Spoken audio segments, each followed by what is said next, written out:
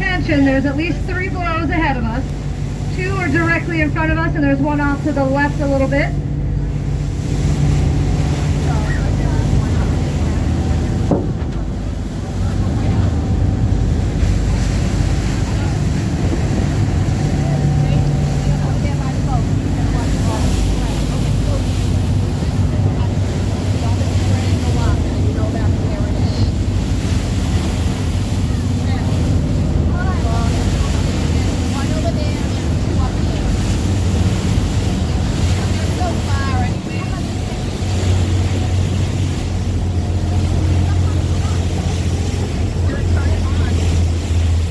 So you are noticing that we are slowing down.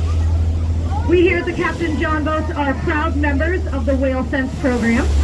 This program was started by the Whale and Dolphin Conservation as well as NOAA in 2008.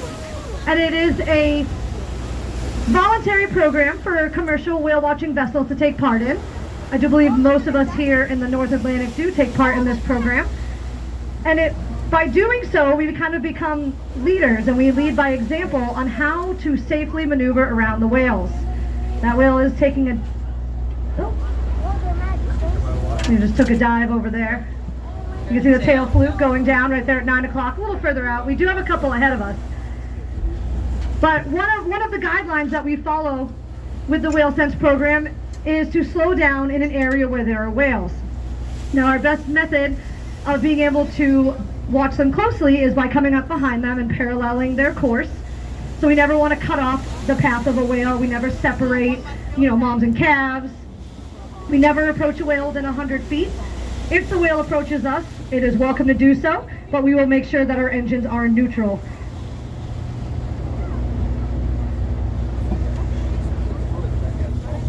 These whales, a lot of these animals out here are actually protected by federal law. The main one being the Marine Mammal Protection Act of 1972. Or the size of a school bus. So that's a medium-sized whale.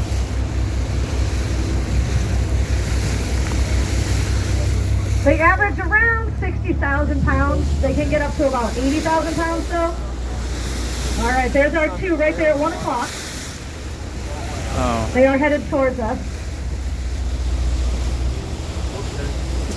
Sorry.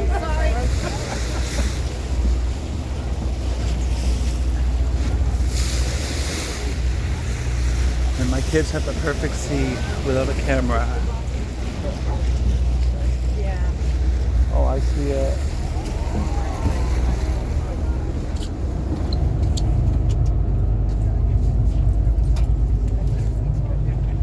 That wasn't quite a dive. Humpback whales are one of the few species right here. It's 2 o'clock, over to 3.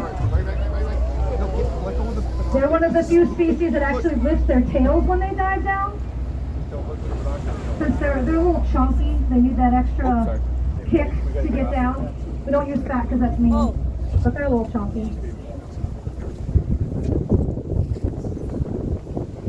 Other whales that lift their hoops are the right whales and the blue whales. A couple of the other earthier whales.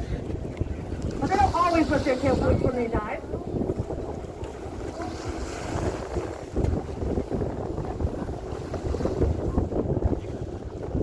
So we have different categories for their dives.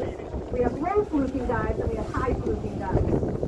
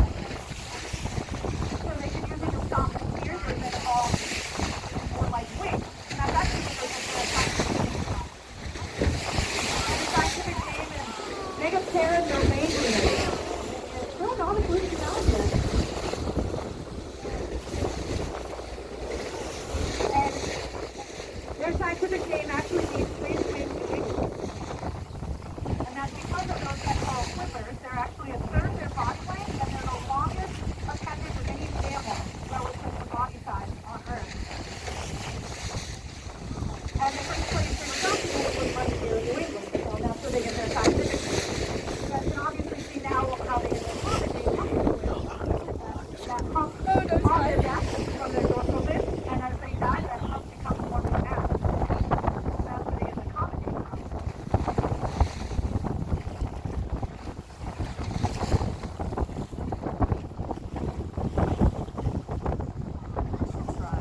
Hey, Brooke.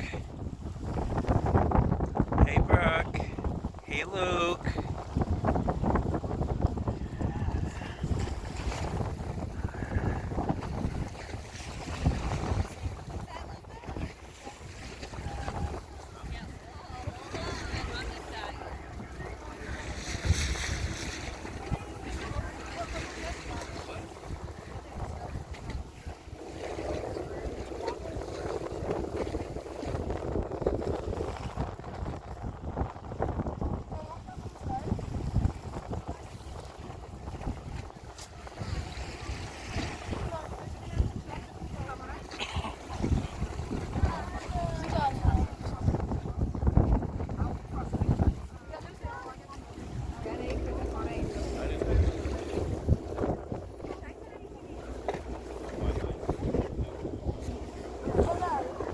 Looks like they're up at 2 o'clock now.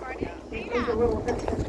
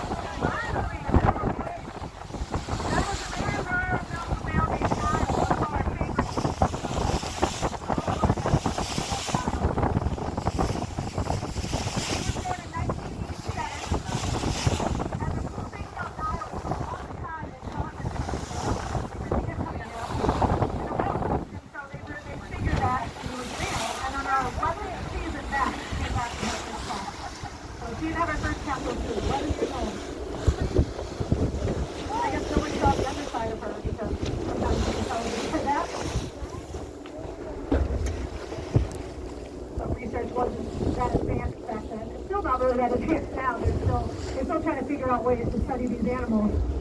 Not a whole lot is known about baleen whales in general. Very hard to study them. You guys can actually see that now. You know, researchers are kind of at the mercy of what they do to the surface. Hello. And they spend most of their time under the surface. And there's only so many ways that we can watch them under the water because they're so unpredictable in their movements. They're hard to have a camera down there. They do have these tags that are suction cup tags that do have video recorders on them, but they only last a couple of days before they fall off.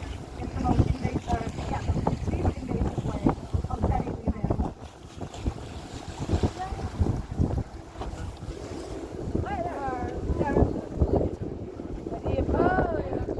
Nobody's quite figured out how to follow them long term.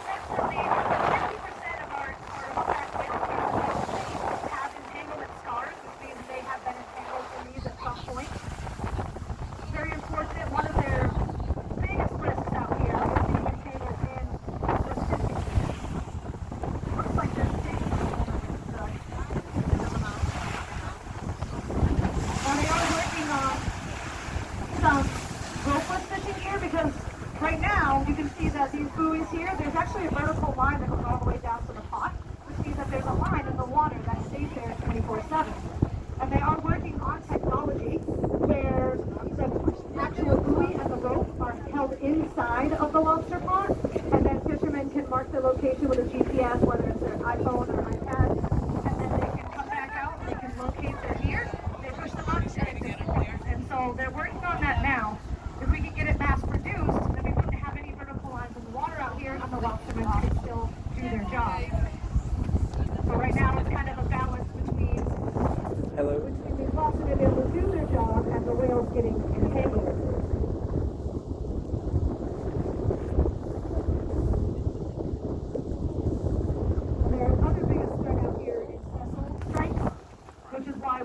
that whale sense program so that we are not responsible for any of that, and we're making sure that we are being responsible whale watchers and leading other boats by example on how to safely maneuver around them. I think we're moving a while out.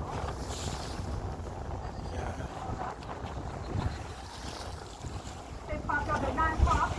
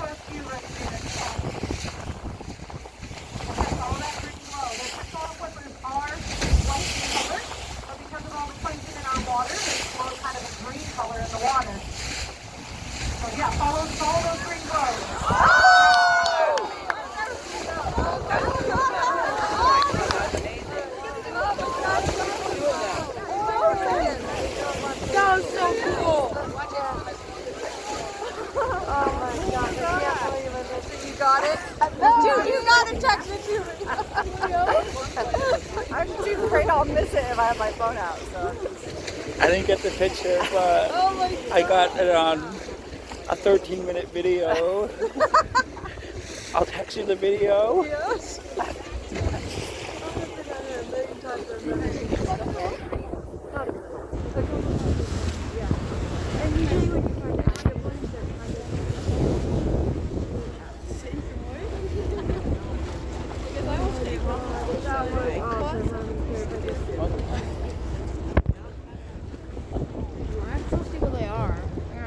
Not quite sure what happened there. There's a good chance that The trail. the whale got a little irritated. Nile has been known to irritate other whales, and she irritated herself.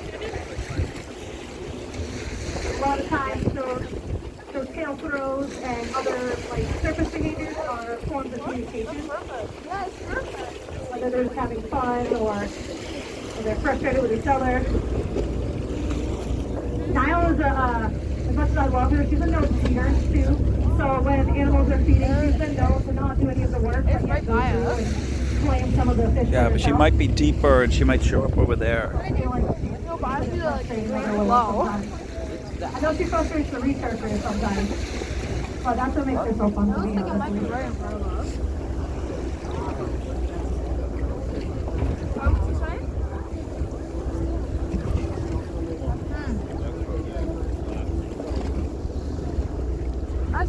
I see other little glimpses like tails going under the water farther away. Yeah.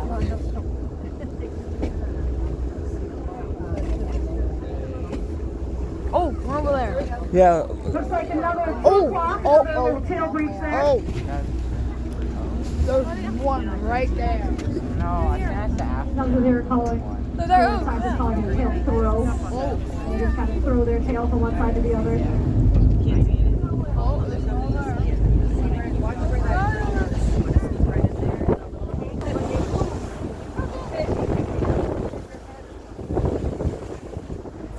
Oh, there's one right in front of us.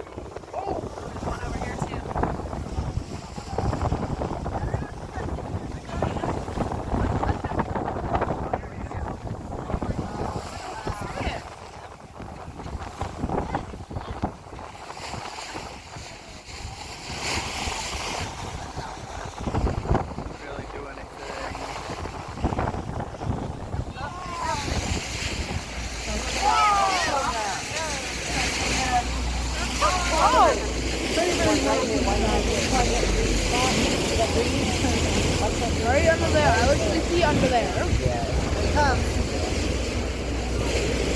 Right here. 10, 9-ish.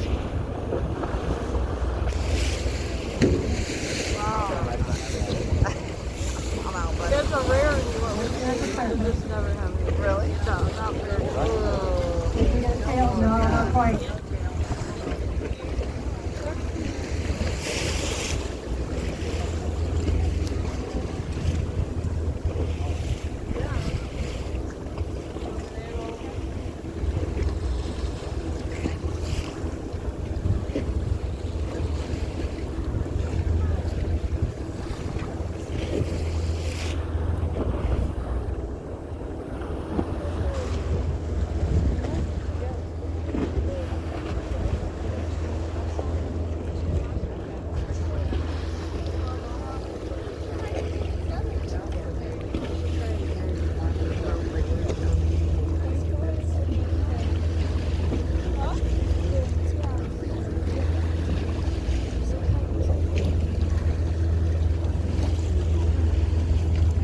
Drop your phone. I got the ring on.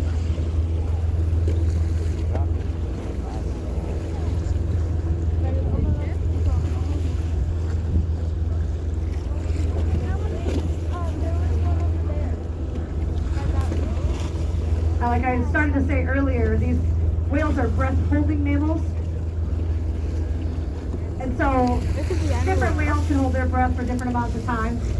The humpback whales, typically they only do like 5 or 6 minutes at a time, unless they're diving for food or they're traveling. Or if they're sleeping, they can be upwards of like 35 to 45 minutes under the water. I've actually been in the water with a whale that's been below for 32 minutes. That's the longest I've seen personally. But the place where I was, they've clocked 38 minutes as their personal best.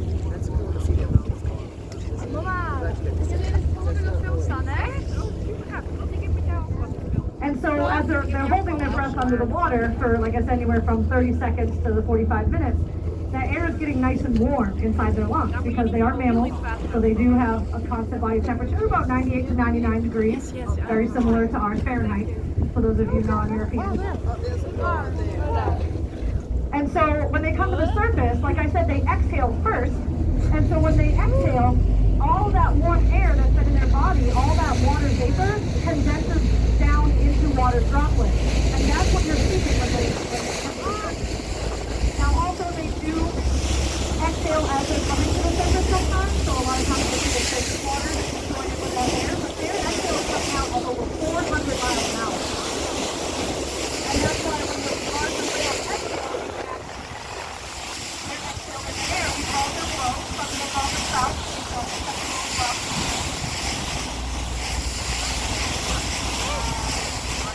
Not water that they're using in the air. They also have bacteria in the water.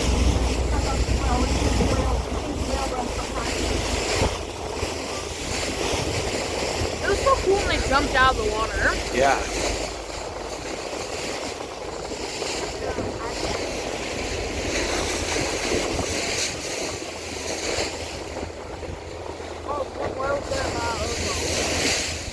If you're looking around, there are a couple of other animals around us. A little bit further out. So we do have several animals in the area. It's not abnormal to see baby whales alone. They can be very solitary animals. They usually get together into smaller groups, sometimes even larger groups to feed. You know, they will cooperate to feed like these two have been doing. They'll socialize as well, and then they'll go on their way again. The longest we ever see baby whales together are a mother and a calf pair, and they usually together for up to a year after the calf's birth. But a lot of times, you'll see it in 1 hour whale watch where animals come together and split apart, come back together. They have what's called a fish and feast society. So they kind of, like I said, come together, go apart. Sometimes we have longer term associations. Last year we had 3 whales that were together for like 2 months straight. And every time we saw them, the 3 of them were together. And then come like September, one of them broke off from the trio. And we saw the 2 together. together for a little Oh, while. look at all the So they fish. broke off. Look at all the fish. Oh. Look at all the fish. Look. Right there, brother. Oh, wow. Fish. That's nice. I love a fish here. You Oh. can see right here at 10 o'clock this huge ball of bait down here. Where's the whale? Out there. This is one of the fish that the Yeah, right near the buoy. He almost sunk it. Maybe he's playing with it. Our whales up here, whales around the world, there are whales found all around the world. They are intelligent. They saved the Earth in Star Trek 4. Our whales up here really like small fish. You might see them eat. And William Shatner had like super glue for his toupee. That live on the sandy bottom of Stellwagen Bank. So our whales have developed a technique for bottom feeding, where they'll go along and they'll stuff their jaw along the bottom of the sandy bank, and they'll scare up as many sand lance as they can, and then they will help feed them. These feeding studies have shown that they actually will cooperate to bottom feed as well. They'll come kind of nose to nose with each other and gather up as many of the sand lance as they possibly can. And it's really cool. You can see the scuff marks on their face, and they actually have a hand in this. The study shows, this particular study showed that they will only use one side or the other, kind of like humans, where you're right-handed or left-handed. And it showed that 80% of the whales in this study were right-handed versus 20% that were left-handed. And that's very similar to humans, where 80% are right-handed and 20% are left-handed.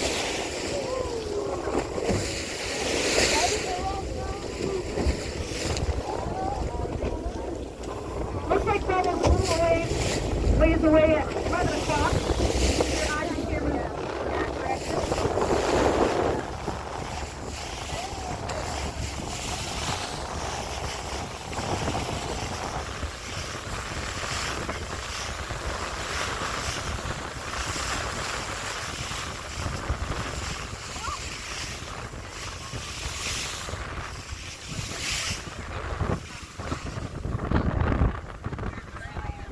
Looks like we're not going to get that huge plunge. Sometimes they do plunge under the water. Unfortunately for us, we can't see it. But it is very important for them to feed and feed while they're here with us. So these whales spend about half their year up here in what is known as their feeding grounds. And for these whales, their feeding grounds are in Stellwagen Bank. And so their entire time that they're here, they need to feed and gorge, because once they head down to their feeding grounds, they don't eat at all. And they can lose up to 45% of their body weight and about 25 pounds coming.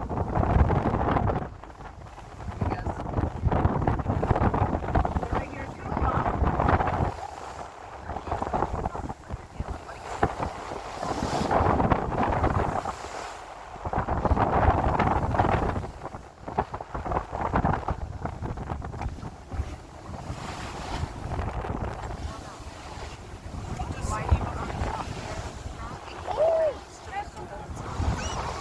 There's definitely a chance at R2. Oh, we're going to get one here. Thank you, Niall. Got a nice swoop there. Now, Niall is very easy to tell apart. You might be wondering how I know it, sir. The other side of a humpback whale is individually distinct. Means that we can tell them all apart. It's kind of like their own thumbprint. They have a different pattern on the underside of their tail.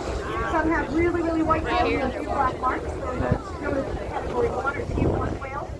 And some of them have really, really dark tail flukes that are almost all black with just a few white markings.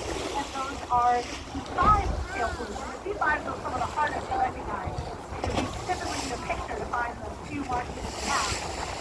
Unless you know the shape, which I know a lot of people that have been out here for years, oftentimes will learn the shape of the tail fluke as well. The Nile is one of the easiest to recognize. When she moves up, the left side of her tail has a very long line that splits into a V at the bottom, just like the Nile River, and that's where she got her name. Oh. They do try to name these whales after the markings on their flukes, There's 3 of them. and there's a lot of groups of scientists that are involved There's in 3 of them. naming these whales. Yeah. Kind of cooperative effort that named over 100 whales that didn't have names yet. I would ahead of us. I think I got both of them.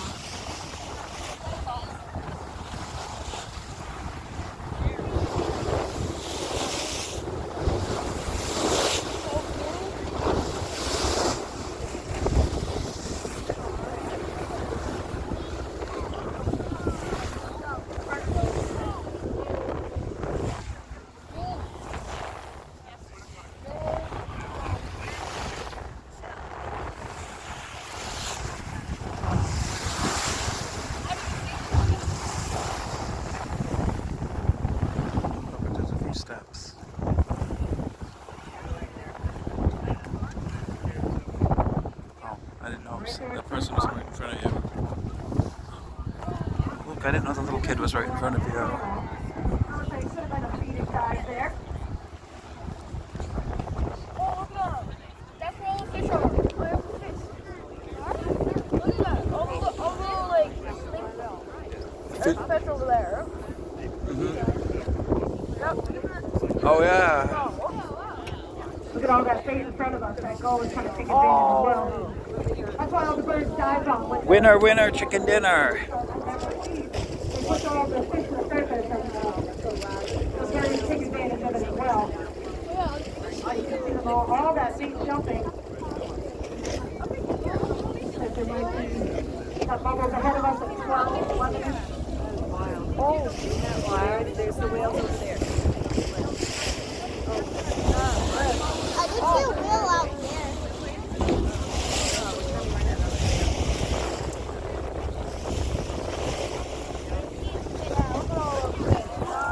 Whoa! There's 3! Looks like all 3 of these whales joined up. So now they can have more cooperative efforts to feed. Like I said, it's not abnormal to watch them come together. They can even split off before we even leave the area. Missed it. They may or may not. Take another dive there. It might have been a kick. I'm still learning these whales' kick feeding techniques. There it goes. So our population here in the Gulf of Maine is the only population in the entire world known for kick feeding. Some whale at some point in time found out that if they slap their tail flips off the surface of the water, and we know what this animal is doing, that they can stop the fish in the water and then just corral it down the hole. This is awesome. And then they do it to each other. It's kind of cool because our whales, we're finding out that they actually have culture, which means that they can learn from each other and not just from their mom. Because we have our most famous whale that we know, our most researched whale is named Salt. She does not kick feed, but several of her kids do.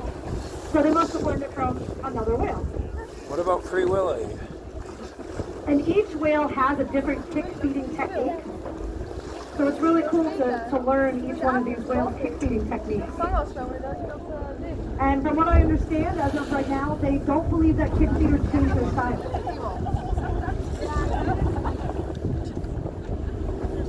So once they've reached the technique, then they do that technique every time they kick feed. Now the way they feed is dependent on, obviously, on their prey, on the bait. So when the prey is at the surface, they're more likely to kick feed, right there.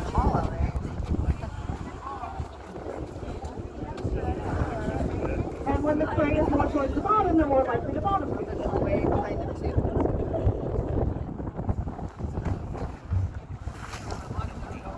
There's another whale behind us, headed this direction. Maybe it's coming in to join the group.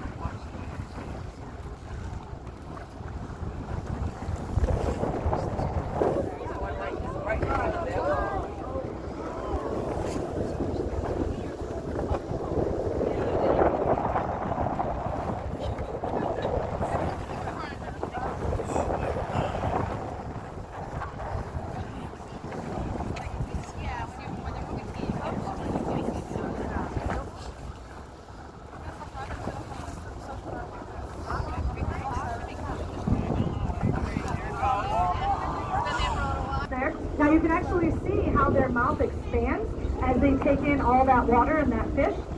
They have what's called ventral pleats on the underside on their chin, and they expand so they can allow up to like 3,000 gallons of water and fish at one time, but they can't drink the salt water. Just like you and I, they're mammals, they cannot drink salt water, it would dehydrate them. So they have to get rid of that salt water before they can swallow the fish down.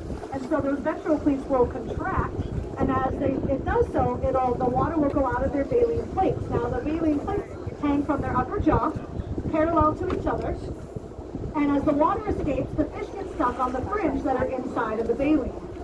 Hey, baby. And then once all the water is out, they can take their tongue, right here, Oh, cool. kick there, Good boy. And then they'll take their tongue and they'll push that fish down their throat. Now their throats are only the size of a grapefruit. So they have to swallow very small fish. I like this pig feeding technique. Kind of cool. And a lot of people ask if they can't drink the salt water, how do they stay hydrated? They actually can metabolize all the water from the fish that they eat. So that's how they keep their hydration by eating the fish. Now look, our pig feeder here, who I haven't been able to recognize yet, has actually split away. One of our three actually split away and is at 5 o'clock right now. Looks like there's still 2 right here. Pause the camera. 33 minutes of video.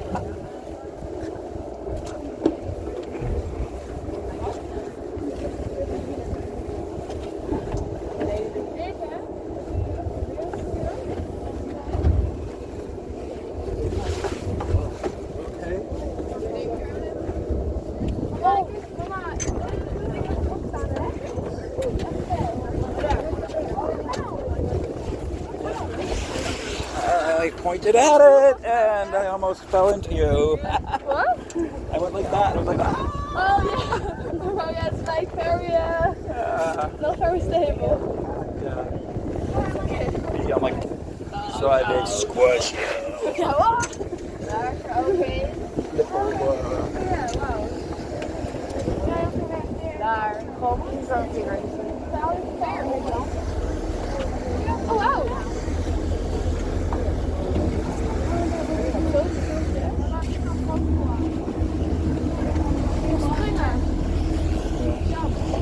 Oh yeah. Oh no, that's the boat screen from the propeller. I'm like, Look at all those jumping out. yeah, I can see that over there between the 2 boats. The boats are kind of rounding up a bit.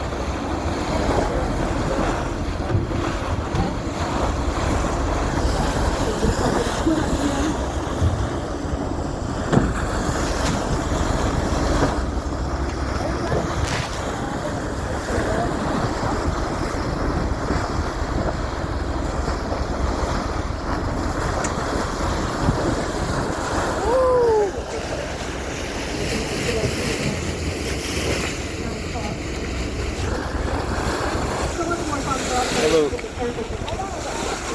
just a sec.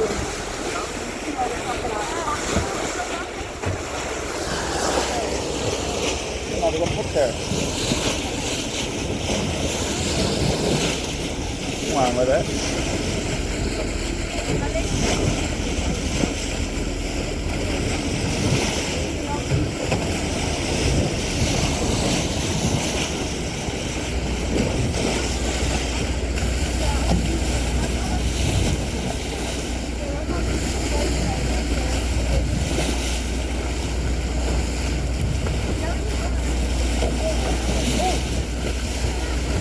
Oh, yep, yeah, I saw those.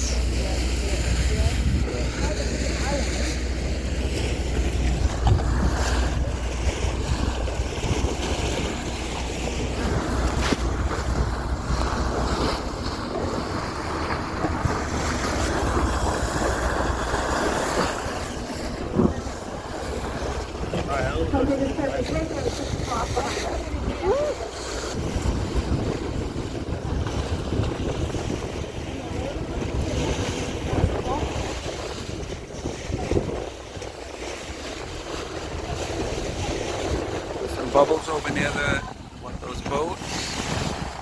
Heading over towards the bubbles. Hopefully you see a whale.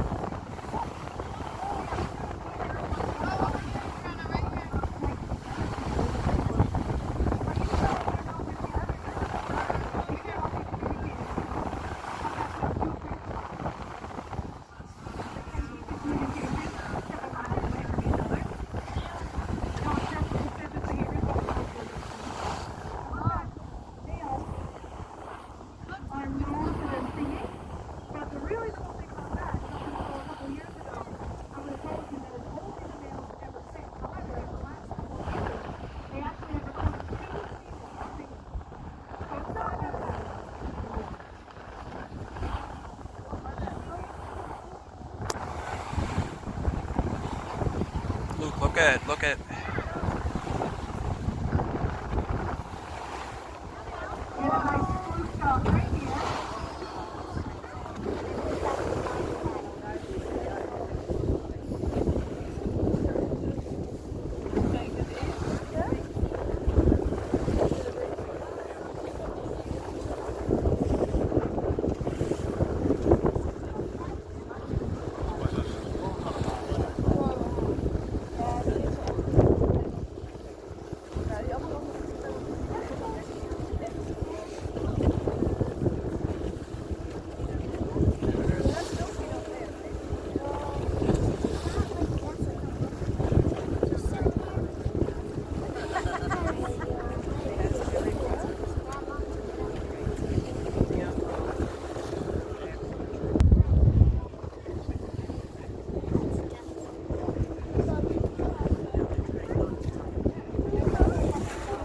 A lot of these other boats that you see around us are actually out here fishing. They are fishing for tuna. It is allowed on Stellagan Bank. There's a season for it and a quota. Make sure that we're not overfishing out here. Anybody that's ever watched Wicked Tuna, their boats are actually out here this morning. But they took off for Plymouth. We're not sure if they got a call that there was some tuna action closer to shore. But they were out here this morning. They do a lot of filming out here.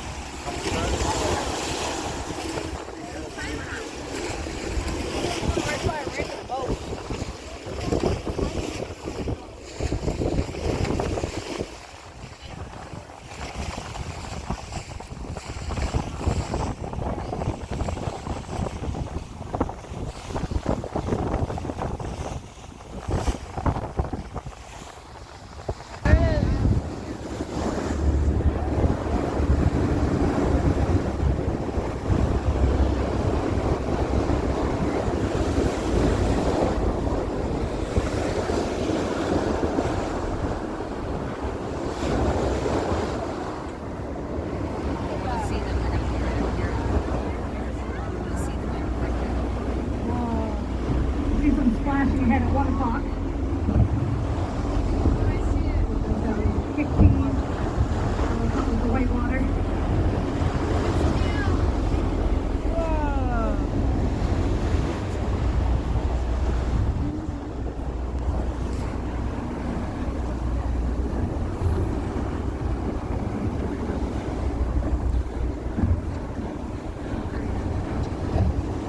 You want Mama to come up here with you?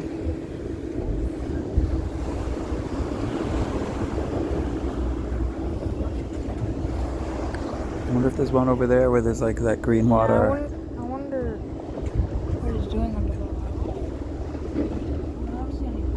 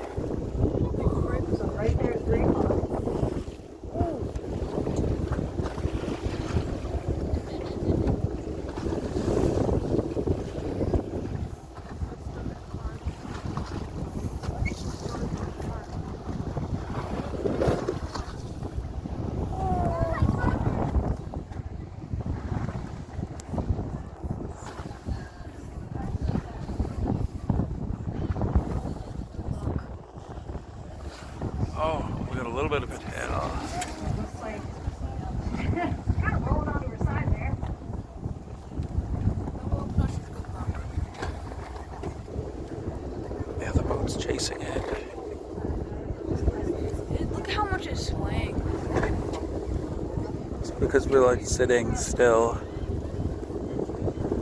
Seasick and all.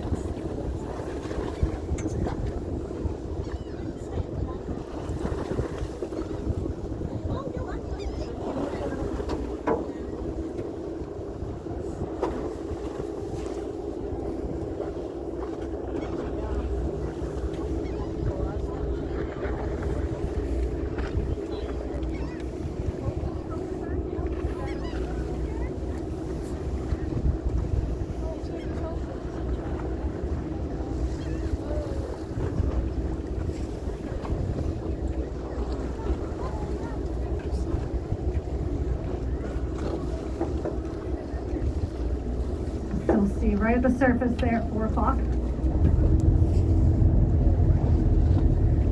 In case you didn't hear me the first 6 times, follow that green glow.